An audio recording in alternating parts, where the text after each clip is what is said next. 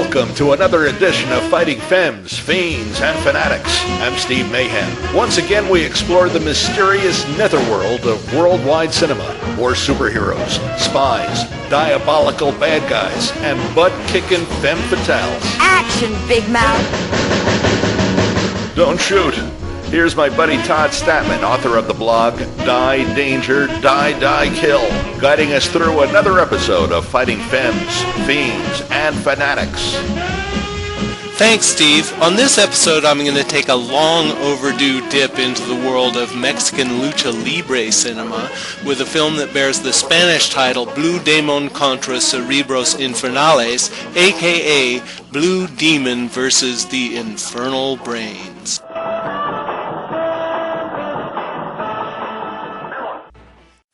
It nearly goes without saying that north of the Mexican border, the most recognizable face of the lucha film genre is the wrestler El Santo.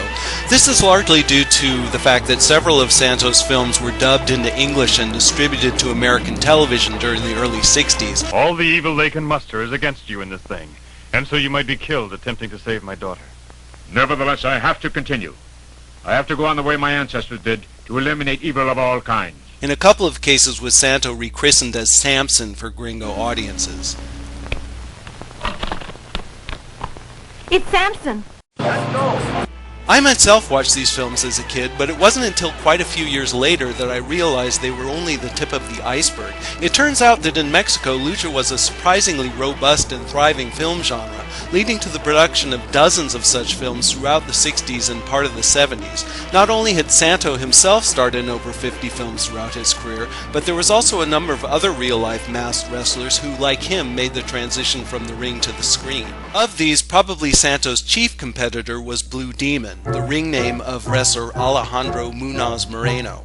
Demon made his wrestling debut in 1948 and headlined his first film in 1964, several years after Santo's screen debut and at a time when lucha films had already become a staple attraction for Mexican filmgoers. In fact, by the time Blue Demon made his fifth film, Cerebros Infernales, in 1966, demand for such films was at a peak, with both Santo and Blue Demon making 4 films each over the course of that 1 year, their competitor Mil Mascaras making 2, and their distaff counterparts Las Luchadoras contributing 1 entry as well. Cerebros Infernales is something of a landmark in Blue Demon's movie career, it being his first film in color, and in honor of that, the filmmakers made sure that no gaudy combination of bright primary colors went unexploited. Indeed, another thing that makes the film stand out within the lucha genre is the obvious influence of the American Batman TV series. Most lucha films derive their charm from playing their ludicrous action completely straight, but Cerebros Infernales is that rare one with a pronounced camp sensibility, something that's expressed both through its deliriously over-the-top action and its hyper-real candy-colored pop art sets. The film was directed by Chana Urueta, the director responsible for one of the most notoriously bizarre Mexican horror films to ever reach the American airwaves, El Barón del Terror, aka The Brainiac.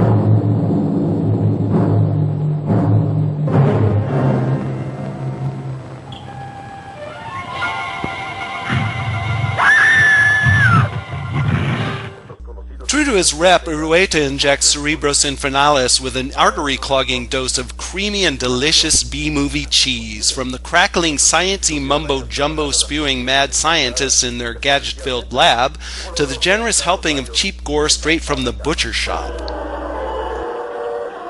Among my favorite sequences are the brain transplant scenes, during which the scientists awkwardly try to mash what appears to be a sheep's brain into the forehead of the poor prostrate actor, who has to pretend to be unconscious throughout the whole ordeal. The plot here involves a trio of mads in the employ of a mysterious but probably communist government who have figured out how to extract information from disembodied brains removed from the heads of captured scientists. Note, however, that despite the no doubt precious contents of these learned brains, that once they're removed, they're merely set upon a bare countertop with a pastry dome over them, like there are so many raspberry scones at the corner cafe. Scones. The main mad scientist here is played by Noi Murayama, who in addition to playing bad guys in more Mexican B-movies than I could possibly count, can also be found in European productions like Sergio Solima's classic spaghetti western Run Man Run. Go away! I'm not doing this for you, idiot! And the Eurospy effort Man on a Spying Trapeze. And as Katia, the villain's head of security, we have Austrian-born model and actress Barbara Angeli. Just like you'd hope for in a Mexican B-movie from the 60s, Katia has under her command a sextet of killer automatons that includes 3 mini-skirted fembas armed with freezing ray guns. And in the thankless role of the scientist's mute hunchback assistant, we have Fernando Oces, who, in addition to being a frequent player on screen, was also an important behind-the-scenes figure in Lucha Cinema, often, as he does here, contributing to the screenplays of the movies he appeared in. And on the side of Law and Order, we have actors David Reynoso and Ana Martin as Special Agent Reyes and his rookie assistant Martha. It seems to have been a pretty common practice with low-budget Mexican films at the time to stretch a movie's resources by using them for a second or even third film that would be filmed back-to-back with the first. This seems to have been the case with Cerebros Infernales, whose companion feature, Blue Demon contra las Diabolicas, also starred Reynoso and Martin in the same roles along with Blue Demon. Jaime. Jaime. Many of Cerebros Infernales' sets also turned up in Diabolicas, in particular the swinging Go-Go Club in which much of both films' action takes place.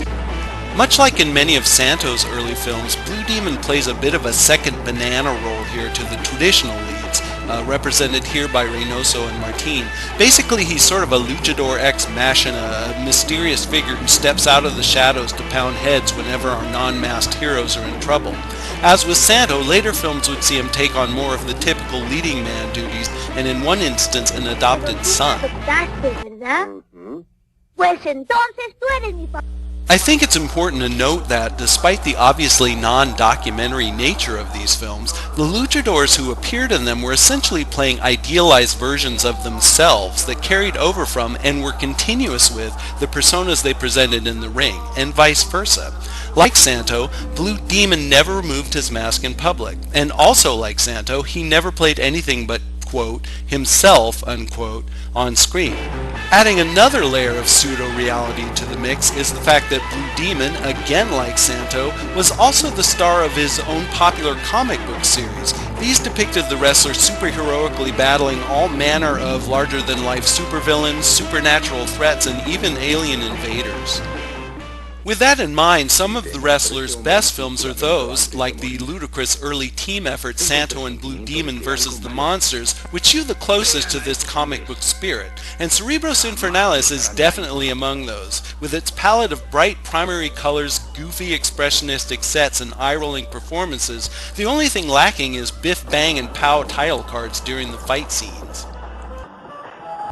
For the novice looking for an introduction to Lucha Cinema, I think you couldn't find a much better place to start than Blue Demon contra Cerebros Infernales. Sure, its star might have been number 2 in the Lucha Libre game, but like the saying goes, he tried harder. Unlike Santo, who often coasted on his charisma and larger-than-life reputation, Blue could always be counted on to throw himself wholeheartedly into the action, a fact to which the fight scenes here clearly attest.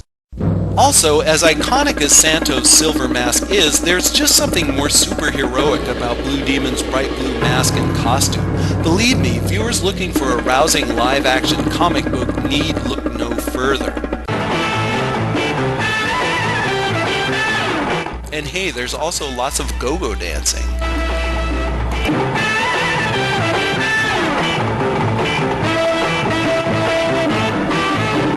And that wraps it up for me. Next time around, the man behind the mask will be series producer Steve Mayhem.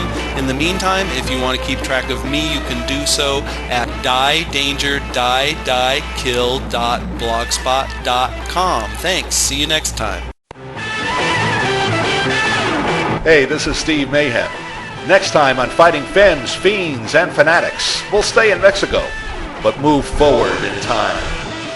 And we arrive in a land where few folks will die in bed, as they're all inclined to drill each other full of lead. We'll take a look at Mexican action cinema and some of the newest narco movies. It's a world of gunfights, big, badass trucks, busty senoritas, macho men, sex, drugs, and rockin' ranchera. What could be better than that? Next time on Fighting Femmes, Fiends, and Fanatics.